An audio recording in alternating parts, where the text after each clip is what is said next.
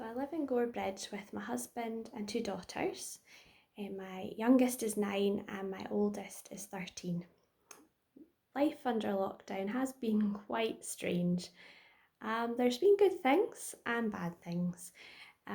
Things that are maybe easier to deal with and other things that have been more of a challenge.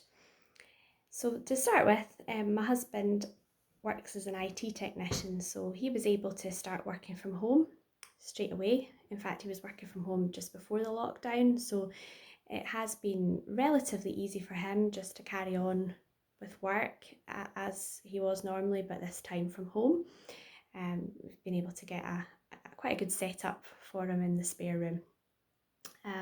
Myself, I work in a nursery, so the nursery was closed and we are before the holidays, we were working from home. I did go in a couple of times to help set up for August when the children go back, but the majority of time I have been working from home, mainly doing training, helping the children online.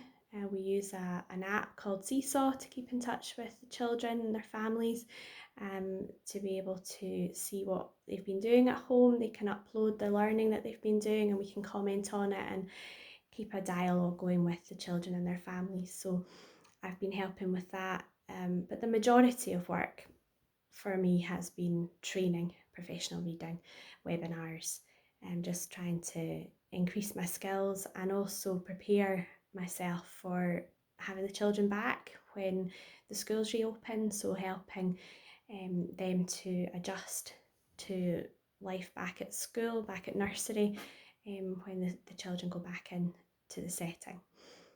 So I've been doing that, but it has been a little bit of a challenge because of having my own two children at home. Because my husband works full time, I have been spending the majority of my time helping my children with their learning, particularly my youngest.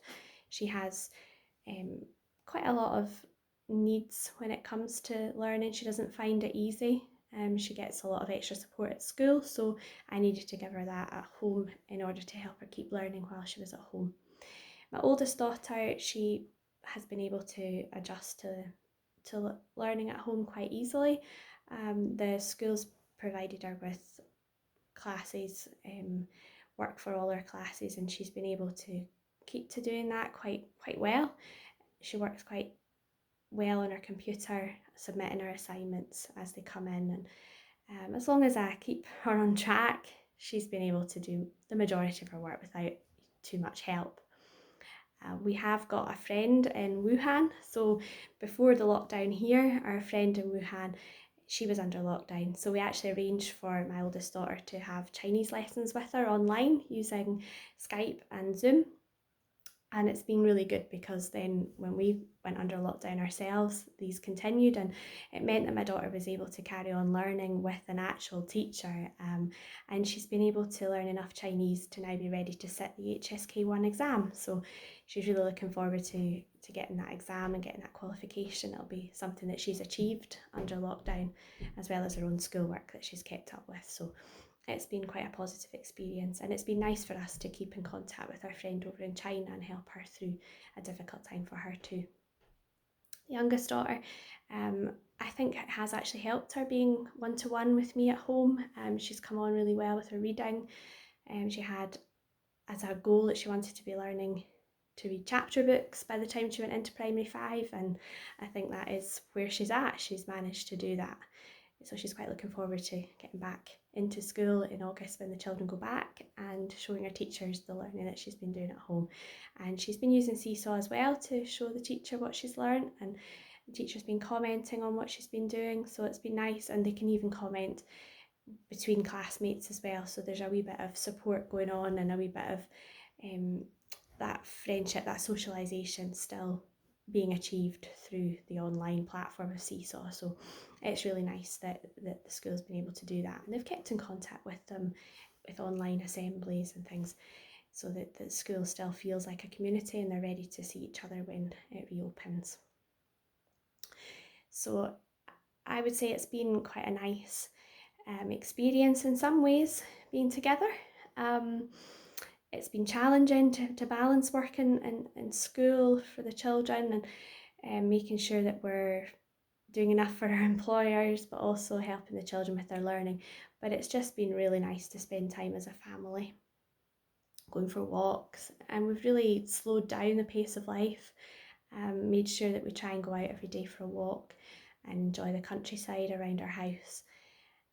It's been particularly important for us to keep safe because my husband only has one kidney. He had cancer a few years ago, so we've been extra careful to do a bit extra when it comes to keeping safe. We've still not really, even though the restrictions have been lifted quite a lot, we've still not met up with many friends.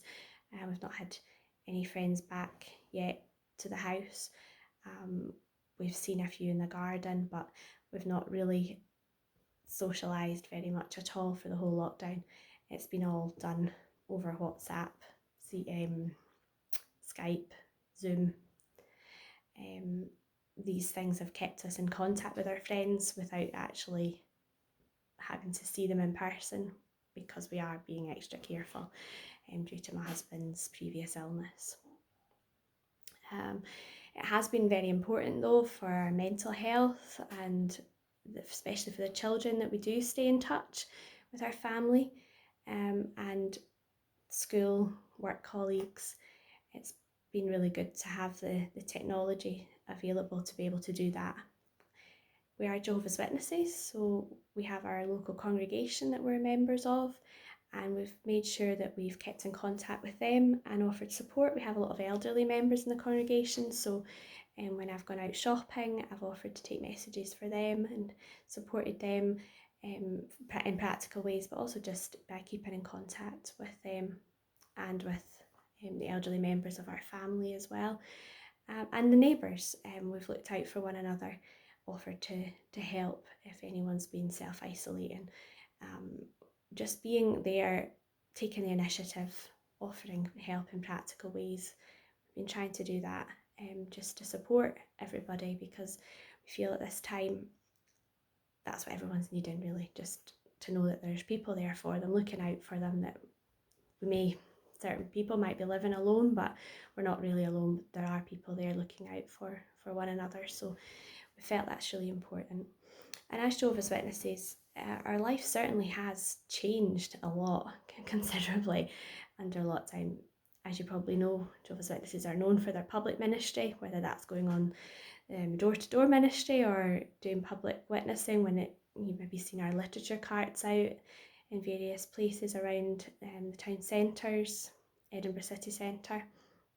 Well, this has all been cancelled due to the lockdown, and we've also been extra careful to keep each other safe and the public safe. So our ministry, the public ministry has been cancelled at the moment, but this hasn't meant that we've still been able to find ways to share a positive message and provide Bible education to people. But obviously it has to be done in a safe way that obeys the restrictions that the government's put in place. Our meetings as well, they've been cancelled. Can't go to our Kingdom halls to meet anymore, but we do our meetings over Zoom, and it's been good to see the majority of the congregation able to connect both video and audio to take part in the meeting, and this has been really encouraging.